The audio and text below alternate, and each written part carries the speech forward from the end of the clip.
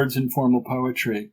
I took some shots from one of the major people in formal poetry about this poem, and I think they were unfair because I'm really not criticizing the person that I'm writing about here.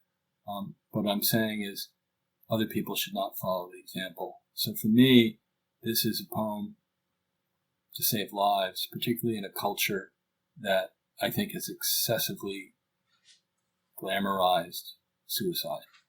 And it's still probably less so, I think, today than maybe 20 years ago. And this poem is about 20 years old now. It's a sonnet. It's called No.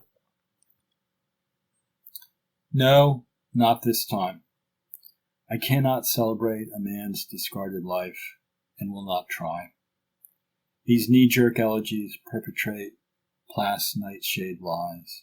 Why should we glorify descent into a solipsistic hell? Stop. Softly curse the waste.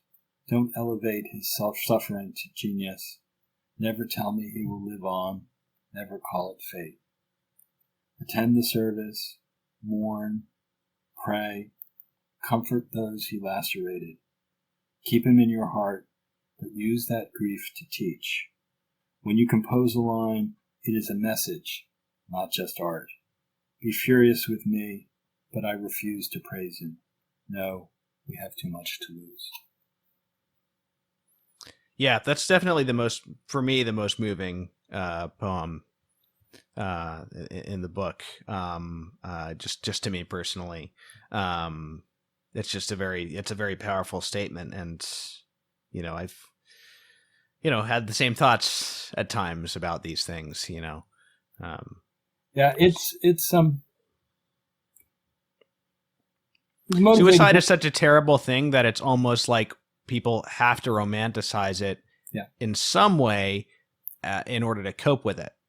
But that's a dangerous temptation. Yeah, and I knew there would be some bad reaction, but I did it anyway. And it was spurred by a real example that was fresh.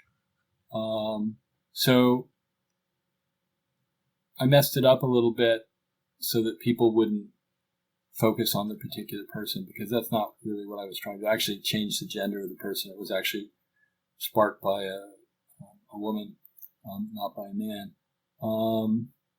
And, I think it's an important thing to keep saying. And certainly it's important for poets, but it's, the same general message for a broader audience. I think it's an appropriate poem for that as well.